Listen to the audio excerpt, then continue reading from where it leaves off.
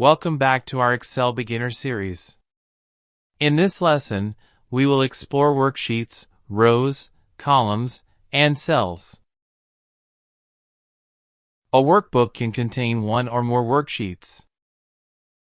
You can see workbook name on the title bar. At the bottom of Excel, you will see worksheet tabs. The number of sheets can be increased by click plus sign. You can switch between sheets. Each worksheet is like a page where you can enter and organize your data. Rows run horizontally across the sheet and are labeled with numbers. Columns run vertically down the sheet and are labeled with letters.